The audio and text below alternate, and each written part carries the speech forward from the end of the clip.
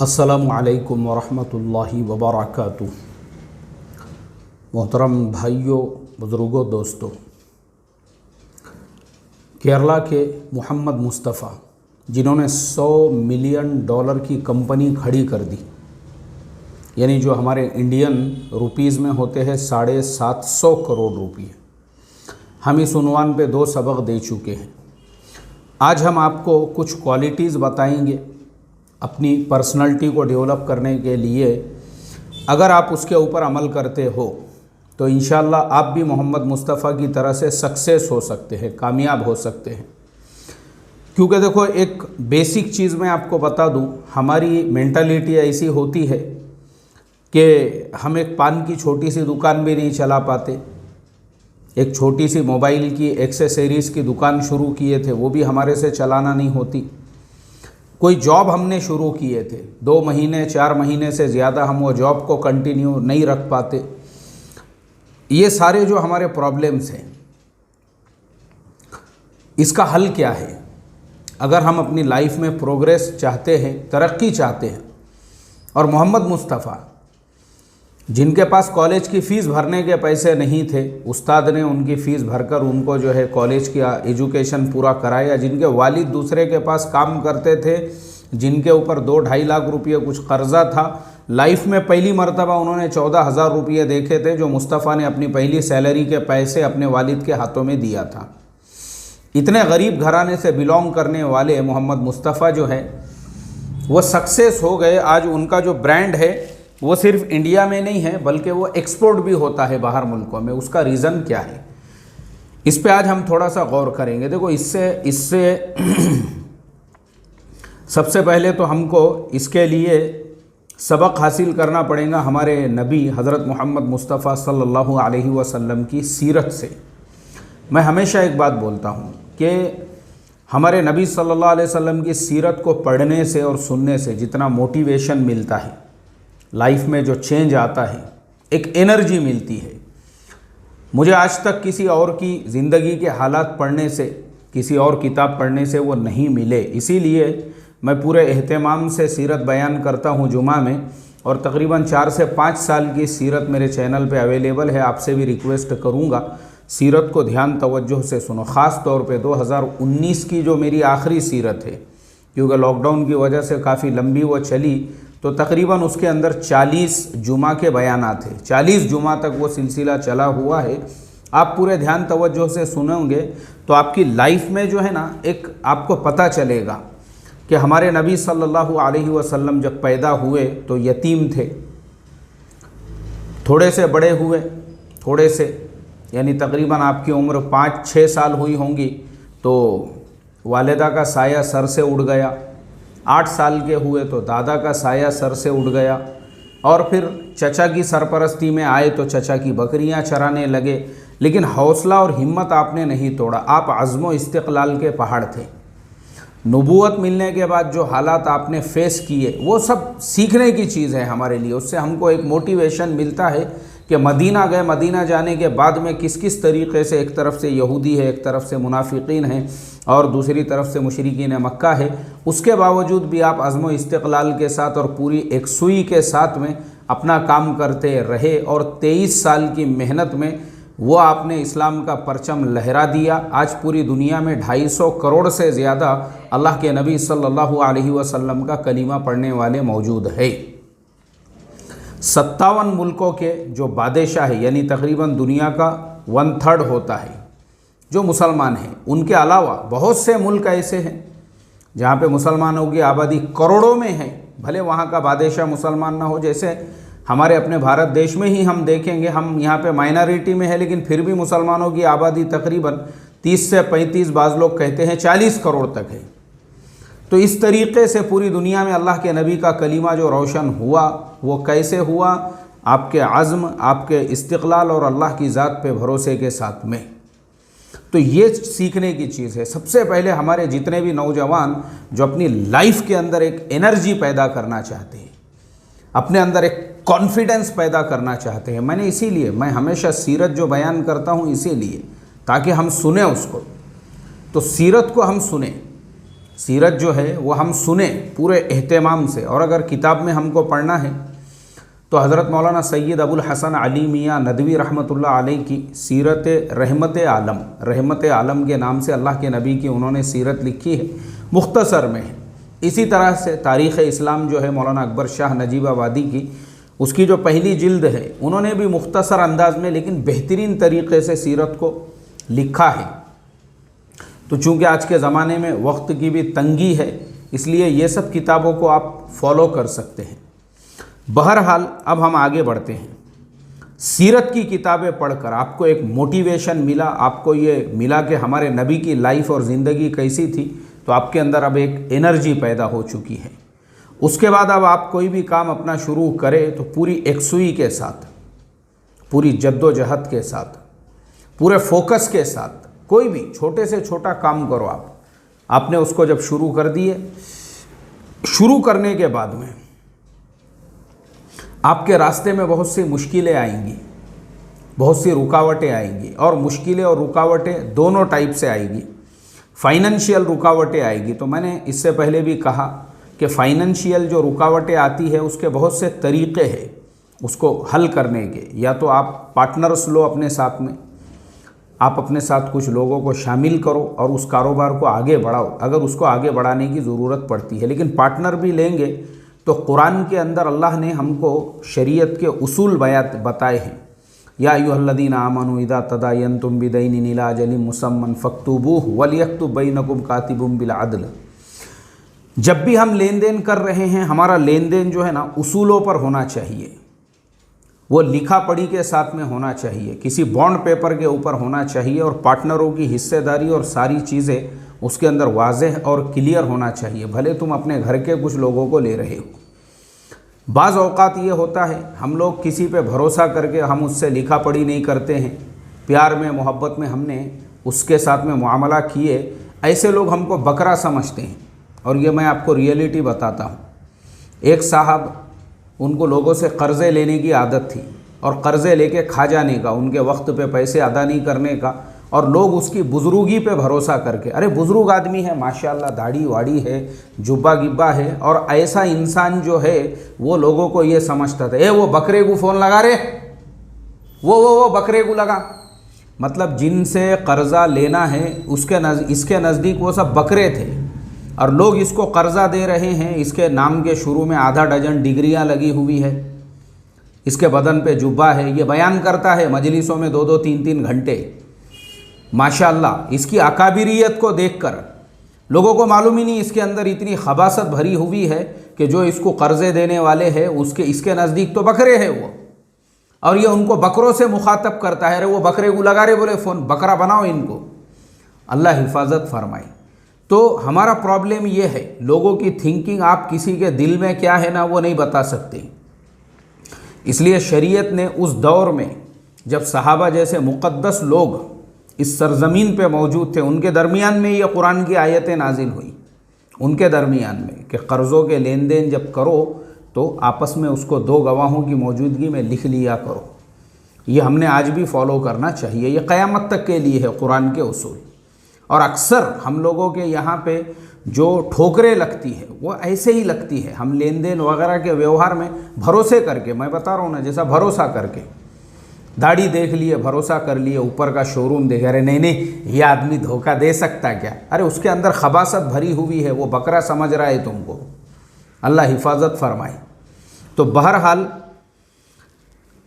अब जब आपने लोगों से कर्ज़ा लिए या लोगों को पार्टनर बनाए, लिखा पढ़ी करके आप बनाइए, उनको साथ में लेकर आप यानी उनका पैसा लीजिए, और जो नफ़ा होगा ये सारे उसूल के मुताबिक होना चाहिए। और अगर नई कर्ज़ा लेते हैं तो मैं तो आपको ये कहूँगा कि किसी को भागीदार बनाने से, पार्टनर लेने से सबसे बेहतर तरीक़ा ये है कि जो आपका कैपिटल है, जितने पैसे आपके हैं, उसमें जो नफ़ा आ रहा उसको नफ़े को ही कारोबार में लगाओ, बजाय इसके कि आप लोगों से कर्ज़ा लो और अपनी ज़रूरियात को थोड़ा कम करो। नई गाड़ी मत ख़रीदो, शो ऑफ में पैसा मत बर्बाद करो, कोई ज़रूरत नहीं है ये सब चीज़ों की। जैसे मैंने बताया कि अगर दुकान चल रही है कि 6 महीने में नई गाड़ी शोरूम घर के दुकान के सामने, बोलने का स्टाइल चेंज, मोबाइल बदल गया, क्यों? पैसे बहुत आ रहे, अब कमाई ज़्यादा हो रही है, ये चीज़ नहीं होना चाहिए। ये चीज़ अगर आपके अंदर रहेगी तो इसका मतलब ये है कि आप कुछ नहीं कर सकते लाइफ में। तो ठोकरें आपको ऐसे हालात फेस करना पड़ेंगे। फाइनेंशियल अगर ऐसे हालात आते हैं, आपके बीवी के पास, आपकी वालिदा के पास में जो सोने चांदी वगैरह के जेवरात हैं, फ़ौरन बेच दो उसको। वो रखने की ज़रूरत नहीं है, कुछ फ़ायदा नहीं है उसका। आपका प्लॉट वगैरह एकदम कहीं पे पड़ा हुआ होगा, बेच दो उसको, कोई ज़रूरत नहीं है उसकी। अगर आपको बिज़नेस के लिए पैसे लग रहे हैं, बजाय सूदी कर्ज़ लेने के, बजाय लोगों को पार्टनर बनाने के, सबसे बेहतरीन रास्ता और तरीक़ा यही है। आप जो है उसके अंदर अपने घर के जेवरात वगैरह बेच के, एक्स्ट्रा जो चीज़ें पड़ी हुई है वो बेच के वो पैसा उस बिज़नेस में लगाओ, डेवलप करो उसको अच्छे तरीके से। तो ये जो है ना, आपको इस तरीके से फिर वो पैसा लगा के आप एक सुई के साथ, जैसे मोहम्मद मुस्तफ़ा के कामयाबी का सबसे बड़ा राज यही है, वो एक सुई के साथ अपना काम करते रहे, एक सुई के साथ में। और एक सुई के साथ में काम करते करते आज वो $100 मिलियन की 750 करोड़ की कंपनी तक पहुँचे हुए हैं। ये हमारे नौजवानों को आना चाहिए। और तीसरी चीज़, जब आप काम करने लगोगे, ये रुकावटें तो आपकी फाइनेंशियल कारोबार इंटरनल हो गई, अब एक्सटर्नल जो रुकावटें होंगी, लोग आपकी टांग खींचने की कोशिश करेंगे। आपका कारोबार देखे सक्सेस चल रहा है, आपकी चाय की होटल, फ़ौरन बाजू में कोई ना कोई होटल डाल देगा, उसके बाजू में फिर कोई ना कोई होटल डाल देगा, क्योंकि उनको सबको लगेगा कि भाई जब ये चला सकता है तो हम क्यों नहीं चला सकते, हम भी चलाएंगे। तो जब आपको मार्केट के अंदर इस तरह से कंपटीशन मिलने लगे तो उस वक्त के अंदर आपको अपनी क्वालिटी को बेहतर बनाना और रेट को कम करना, लोगों को सस्ते में अच्छी चीज़ चाहिए। एक ये बिज़नेस का मैं आपको बेसिक फंडा बताता हूँ, सस्ते में अच्छी चीज़ अगर आप दे रहे हैं तो आपका कस्टमर कभी भी नहीं टूटेगा। और अगर आपके बाजू में और पड़ोस में कोई आ गए हैं आपकी टांग खींचने के लिए, क्योंकि देखो ये प्रॉब्लम है हमारा। मैं आपको बताता हूँ, केरला, मोहम्मद मुस्तफ़ा जो केरला के रहने वाले हैं, केरला और बाकी इंडिया के जो मुसलमान हैं उनमें ज़मीन आसमान का फ़र्क है। केरला में ऐसा है कि लोगों में जो हमदर्दी है ना, हमदर्दी, मैंने पूरे इंडिया में और कहीं के मुसलमानों में वो हमदर्दी नहीं देखा जो केरला के अंदर है। केरला में लोगों के अंदर एक ईमान वाले के लिए ही नहीं बल्कि आम इंसान के लिए भी जो रिस्पेक्ट है, जो इज़्ज़त है, जो लोग एक दूसरे को वहाँ पे रिस्पेक्ट देते, आज तक आपने अपनी पूरी लाइफ में, अपनी पूरी ज़िंदगी में कभी ये नहीं सुने होंगे कि केरला में कभी लड़ाई झगड़े हुए। पता है आपको क्यों ऐसा सिर्फ़ और सिर्फ इसलिए कि वहाँ के लोगों में मैंने जो समझदारी देखा हूँ। मेरे साथ केरला वालों के साथ में मेरे 3 मामलात हो चुके हैं। हज़रत उमर फ़ारूक रज़ी अल्लाह ताला अन्हु का कौल है, किसी ने उनके सामने किसी की तारीफ़ की तो हज़रत उमर ने कहा, वो तारीफ़ की तो हज़रत उमर ने कहा कि क्या तुमने उनके साथ में सफ़र किया? बोले नहीं। क्या तुमने पैसों का व्यवहार और लेन देन किया? बोले नहीं। तो हज़रत उमर ने कहा कि नहीं, फिर तुम उसको नहीं जानते। पता चला कि सफ़र और पैसों के लेन देन से इंसान पहचाना जाता है। तो मेरे 3 मामलात केरला वालों के साथ में हो चुके हैं। मैं आपको उस तजुर्बे की बुनियाद पे ये कह सकता हूँ कि मैंने वहाँ के लोगों को जितना अखलाक वाला, जितना नरमी वाला, और अगर कोई आगे बढ़ रहा है उसकी टांग खींचने की बजाय उसको कोऑपरेट करके और आगे बढ़ाने वाले लोग जो मैंने वहाँ पे देखा हूँ, वैसे मैंने कहीं पे भी नहीं देखा। मैं आपको वो तीनों वाक़यात सुनाऊँगा। जैसे हमारे यहाँ पे मामला ये होता है, किसी की दुकान अच्छी चल रही है, फ़ौरन उसके आजू बाजू और 2-4 दुकानें महीने 15 दिन के अंदर खुलना ही खोलना है। सिर्फ इस वजह से, हालांकि वो दुकान खोलने वाले भी वो होंगे जिनके और ऑलरेडी कोई ना कोई कारोबार सेट होंगे, लेकिन अब इसका कारोबार अच्छा चल रहा है तो इसकी टांग क्यों कैसे खींचने का। हमारे यहाँ पे मिजाज वैसा ही है जैसे गोश्त की दुकान के बाहर जो कुत्ते होते हैं, किसी की तरक्की से जलने वाले, पीछे पड़ के जो है उसके ऊपर भोंकने वाले। अब ये तो सब दुनिया की लाइनें हो गई। दीनी लाइनों में खुद अगर आप देखोगे तो किसी मस्जिद के अंदर कोई इमाम अगर सेट है और माशाल्लाह उससे लोग जुड़े हुए हैं, अब उसको मस्जिद से कैसे निकालना है और उसको कैसे बदनाम करना है और उसके पीछे उसकी गीबतें कैसे करना है। मतलब जो पागल कुत्ते रहते ना, पागल कुत्तों का एक पूरा झुंड उसके पीछे भी आपको लगा हुआ मिलेगा, जिनका मकसद ही होगा उसकी गीबतें करो, उसकी चुगलियाँ करो, उसकी बुराइयाँ करो, लोगों को वरगलाओ, लोगों को भड़काओ। ये पागल कुत्ते जो है ना हमारे इलाके में आपको मिलेंगे। केरला जैसे इलाकों में नहीं, मैं बता रहा हूँ ना, केरला में जो हमदर्दी है, हमदर्दी, तो हमारे यहाँ पे जब मस्जिदें हमारी महफूज नहीं हैं, इस तरह के गंदे सियासत और राजनीति से तो बाहर के बाज़ारों का तो कोई सवाल ही नहीं पैदा होता। वहाँ तो एक से बढ़कर एक जो है बैठे हुए हैं एक दूसरे की टांग खींचने के लिए। तो ऐसे हालात में आपको फेस करना पड़ेगा। और मैं बताता हूँ आपको, वो मेरे साथ तीनों वाक़यात जो पेश आए हुए हैं केरला के अंदर, और वो वाक़यात ऐसे हैं। एक वाक़या तो ये है कि मेरी फ़्लाइट थी कोची इंटरनेशनल एयरपोर्ट से, और मैं ट्रेन से जा रहा था। और मैं ट्रेन से जब जा रहा हूँ तो एक्चुअल में मेरा जो रिज़र्वेशन था, ट्रेन का जो रिज़र्वेशन था, वो मेरा रिज़र्वेशन ऐसा था कि एयरपोर्ट पे यानी कि कोची में जो है मैं मेरी फ़्लाइट से 10 घंटे पहले पहुँचूँ, और एयरपोर्ट जाने तक घंटा 2 घंटे लगेंगे, फिर भी मैं जो है एयरपोर्ट पे 4 से 5 घंटे पहले पहुँच रहा हूँ। लेकिन हमारी ट्रेन रास्ते में जो है कालीकट तक तो वो एकदम स्पीड में पहुँची, बराबर पहुँची, लेकिन वहाँ जाके 2 घंटे खड़ी हो गई एक ही स्टेशन के ऊपर, 2 घंटे। उसके बाद वहाँ से आगे बढ़ी। अब वहाँ से जब आगे बढ़ी तो आगे के भी जो स्टेशन है आधा आधा घंटा रुकने लगी वहाँ पे, यानी हमारा जो टाइमिंग था वो पूरी तरह से गड़बड़ा गया। और जब वो गड़बड़ा गया तो मेरे सामने एक बुज़ुर्ग थे बैठे हुए, वो अपनी पूरी फैमिली के साथ में, उनके साथ में जो है उनकी बीवी थी, उनके बच्चे थे, उनकी पूरी फैमिली थी उनके साथ में। वो बुज़ुर्ग ने मुझे देखे, मैं बार बार जो है घड़ी में देख रहा हूँ, दरवाजे में जा रहा हूँ, बेचैन हूँ। तो उन्होंने मेरे से कहा, बोले भाई क्या बात है, आप थोड़े परेशान दिख रहे हैं। मैंने कहा असल मसला ऐसा है, मेरी फ़्लाइट है कोची इंटरनेशनल एयरपोर्ट से। अब ये ट्रेन पता नहीं क्योंकि अभी जो फ़्लाइट है मेरी सिर्फ 4 घंटे बचे हुए हैं बस, यानी ये टाइम पे तो मैंने एयरपोर्ट पे रहना चाहिए था। अभी तक तो ट्रेन भी वहाँ पहुँची नहीं है, गाँव खेड़ों के स्टेशनों पे भी रुक रही है। अब वो बुज़ुर्ग मेरे से ज़्यादा बेचैन हो गए। उन्होंने मेरे से कहा ठीक है तुम रुको, बोले अगला जो स्टेशन आएगा अगले स्टेशन पे मैं तुम्हारा इंतज़ाम कर देता हूँ। तो जो एर्नाकुलम का रेलवे स्टेशन है उससे 2 स्टेशन पहले ही वो बुज़ुर्ग ने मेरे से कहा वहाँ तक जाने की ज़रूरत नहीं, आपको वापस इधर ही आना पड़ेगा, चलिए मैं आपको रिक्शा करके देता हूँ। उनकी पूरी फैमिली बैठी हुई है ट्रेन में, वो मेरे साथ उतरे प्लेटफॉर्म पे, स्टेशन के बाहर आए वो, और आने के बाद उन्होंने एक रिक्शे वाले से बात की और उससे कहा कि इनको एयरपोर्ट के ऊपर पहुंचा देना, और उन्होंने एक किराया भी तय कर दिए और मेरा सामान वगैरह रिक्शे में रख कर मेरे से कहा आप आराम से इत्मीनान से जाओ, और उन्होंने अपना कार्ड दे दिए। बोले एर्नाकुलम शहर के अंदर ये मेरी होटल है, मेरा बेटा इसको चलाता है, अगर तुमको एयरपोर्ट पे कोई भी तकलीफ़ हो और वहाँ पे अगर तुम्हारी फ़्लाइट वगैरह मिस हो जाती है तो आपको घबराने की कोई ज़रूरत नहीं है, आप सीधा ये एड्रेस पे आ जाना। उसके बाद, और मैं बेचैन इसलिए हूँ, अरे भाई तुम मुझे छोड़ने के लिए स्टेशन के बाहर तक आए हो, तुम्हारी ट्रेन खड़ी हुई है और पूरी फैमिली है तुम्हारी ट्रेन के अंदर। फिर मैं जब निकला रिक्शे में, फिर वो बुज़ुर्ग गए प्लेटफॉर्म के ऊपर, अल्लाह का करम था कि उनकी ट्रेन रुकी हुई थी वहीं पे। ये वाक़या जो है ना, ये वाक़े में भी मैं जब भी कभी मुझे याद आता है मैं उनके लिए दुआएं करता हूँ, उस बुज़ुर्ग के लिए, उनके अखलाक की वजह से, उनके किरदार की वजह से, उनके इस तरह के कोऑपरेटिव नेचर और मिजाज की वजह से। अब अगर हमारे यहीं पे कोई अगर ट्रेन के अंदर ऐसा बेचैन होता ना तो फ़ौरन आदमी बोलता था अच्छा हुआ, अच्छा हुआ, हाँ अब देख अब कैसा फ़्लाइट मिस होती। तो ये हमारा नेचर है, ये हमारे यहाँ का मिजाज है ये। लेकिन वहाँ का मिजाज ये, वो बाहर तक छोड़ने आए और पता है उनकी वजह से क्या हुआ।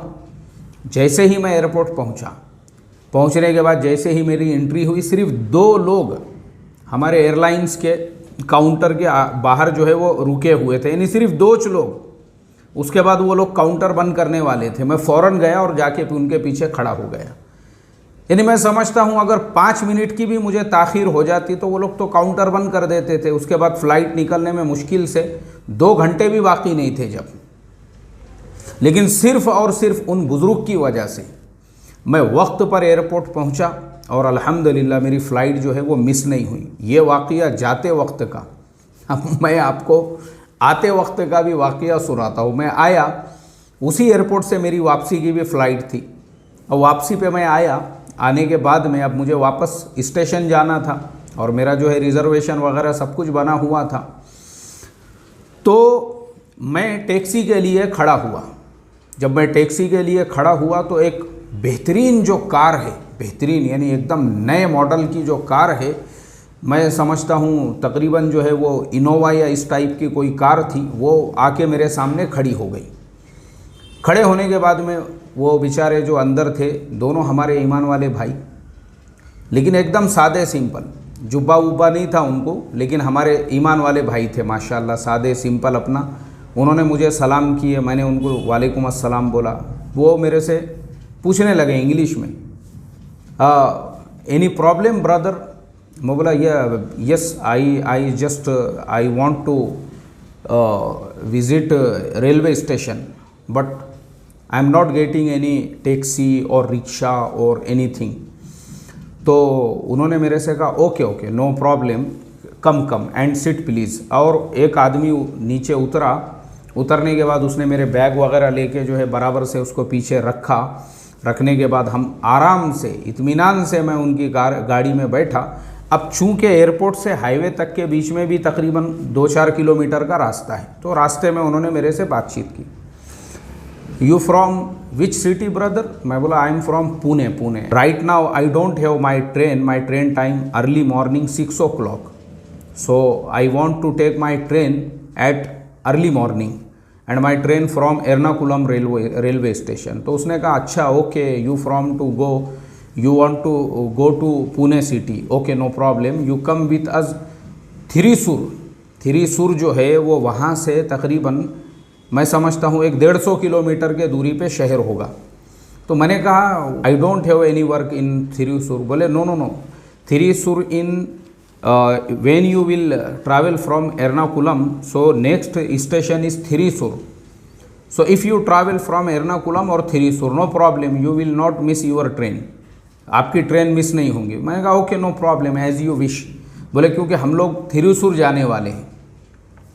वो जो दोनों भाई थे, यानी हमारे ईमान वाले जो भाई थे, वो बेचारे पूरे रास्ते से मुझे जो है थिरीसूर के लिए लेकर निकले। रास्ते में एक जगह उन्होंने मुझे कहा, बोले brother we will have very good coffee, here is very good coffee is famous in whole Kerala coffee. मैं बोला okay no problem, as you wish. रास्ते में एक जगह पे उन्होंने गाड़ी रोके, साइड में लिए। उन्होंने मेरे से यानी इतना ज़्यादा मुझे उन्होंने ये कहा, मेरे से जो है रिक्वेस्ट की कि कुछ तो भी आप खाओ, आप सफ़र से आए हुए हैं। मैं उनको बार बार बोलता रहा कि नहीं, मैंने एक तो वहाँ से खाना खा के मैं निकला हूँ, अभी खाने की मुझे कोई गुंजाइश नहीं है। लेकिन फिर भी उन्होंने मेरे लिए एक पार्सल लिया और वो पार्सल उन्होंने मेरे साथ में रखा। बोले नहीं, ये कम से कम आपको रास्ते में भी अगर भूख लगी। और वहाँ पे हमने कॉफ़ी वगैरह उसके साथ में भी थोड़ा सा नाश्ता किया। अब हम लोग रात में, मैं समझता हूँ उस वक्त में रात में कुछ 4 बज रहे होंगे। 4 बजे के वक्त में हम लोग वो रास्ते से सफ़र कर रहे हैं। और वो रास्ते से जब हम गुज़र रहे हैं, मैं आपको क्या बताऊं, ये मंज़र मैंने सिर्फ अरब मुल्कों के अंदर देखा था। जो मुझे केरला के अंदर देखने के लिए मिला कि रात में 4 बजे सिग्नल जो है वो रेड है और उन्होंने वहाँ पे वो गाड़ी रोक दी।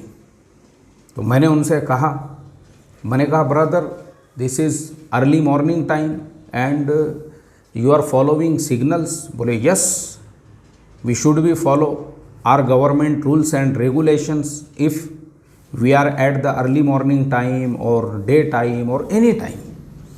ये हमारी रिस्पॉन्सिबिलिटी है, हमारी जिम्मेदारी है। ये किसी भी टाइम पे हम चल रहे हो तो जब रेड सिग्नल है तो उसको फॉलो करना हमारा काम है। ये ऐसा नहीं है कि हम उसको छोड़ के जो है अपनी गाड़ी लेके निकल जाए।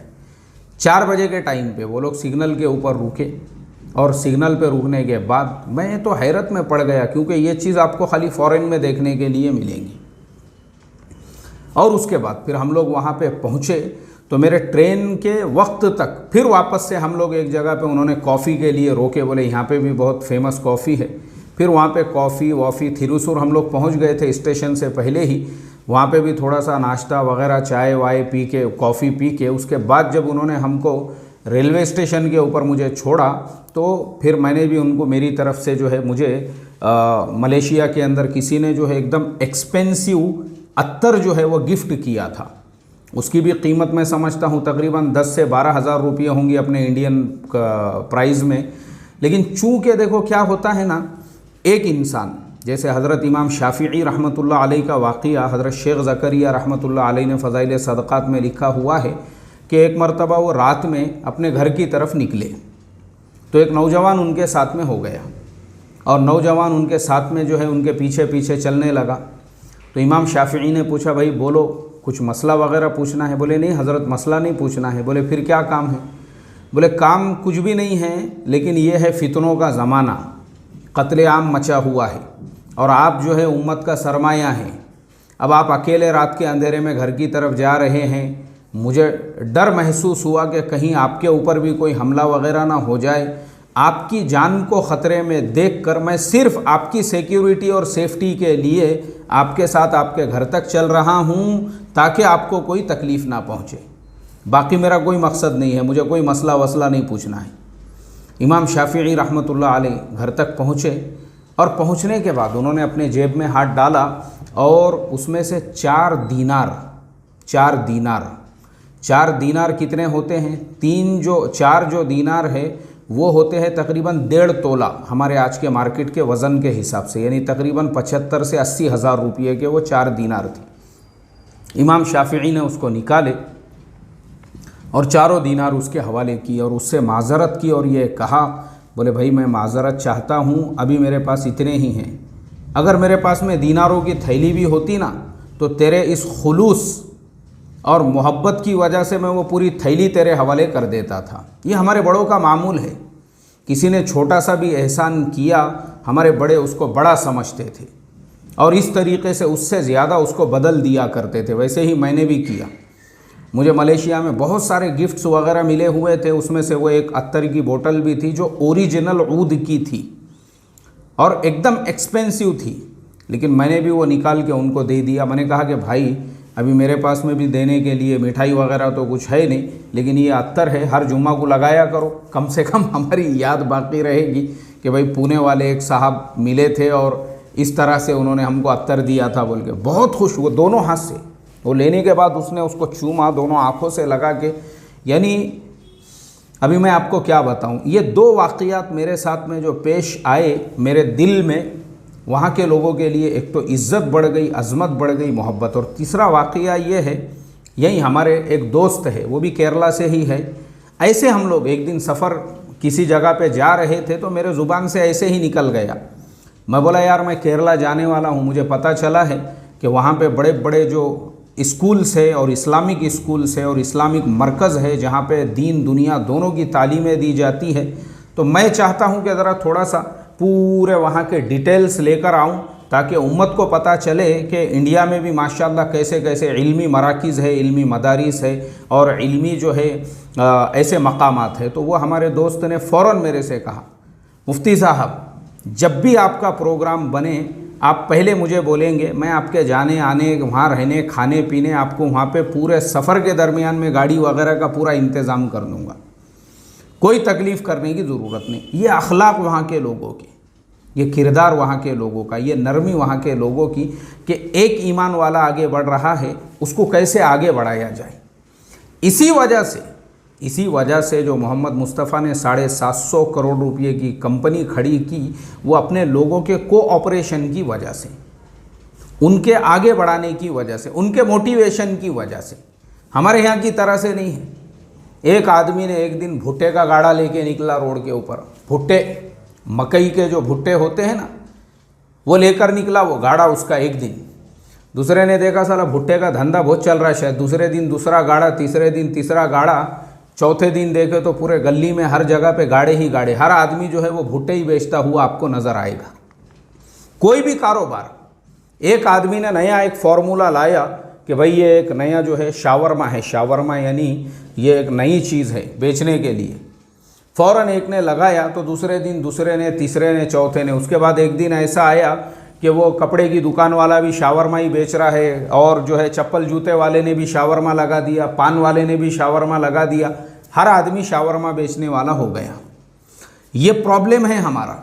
अल्लाह हिफाजत फरमाए कि एक आदमी कोई कारोबार कर रहा है तो चलो हम कोई दूसरा शुरू करेंगे, नहीं, वो सक्सेस हो गया ना, उसके होते मैं उसके बाजू में दूसरी टपरी डालता हूँ। ये हमारा जो मिजाज और ये जो नेचर है ना, तो आपको भी इसे फेस करना पड़ेगा। और वो जब आप फेस करोगे तो उस वक्त में आपकी ये रिस्पॉन्सिबिलिटी और ज़िम्मेदारी बनती है, जैसा मैंने आपको बताया, कि आपके कदम डगमगाना नहीं चाहिए। पूरे एक सुई के साथ, पूरे आज़्म के साथ, पूरे हिम्मत के साथ, पूरे इस्तिक़लाल के साथ आप अपना काम करते रहे। बहुत लोग आएंगे आपके रास्ते में आपकी टांग खींचने के लिए, आपको आपके अंदर आयब निकालने के लिए। कोई आपकी दुकान पे आएगा लड़ाई झगड़े करने के लिए, ताकि आपकी दुकान को बदनाम कर सके और लोगों को बोल सके अरे वहाँ तो हमेशा लड़ाई झगड़े होते हैं। ऐसे बहुत मिलेंगे आपको, लेकिन आपकी जिम्मेदारी होगी कि आप पूरे एक सुई के साथ अपना काम करते रहें। ये आपकी जिम्मेदारी होगी। तो इसके लिए मुझे सिर्फ आपको यही बताना था कि अल्लाह के नबी की सीरत सुनो। बिज़नेस कारोबार जो भी शुरू करोगे पूरे एक सुई के साथ पूरा फोकस करो उसके ऊपर। रास्ते में चाहे लाख तरह की रुकावटें आए, उनको इग्नोर करते हुए अपना काम करते रहो। इंशाअल्लाह काम आपके कदमों में होंगी। अस्सलामु अलैकुम वरहमतुल्लाहि वबरकातुहू।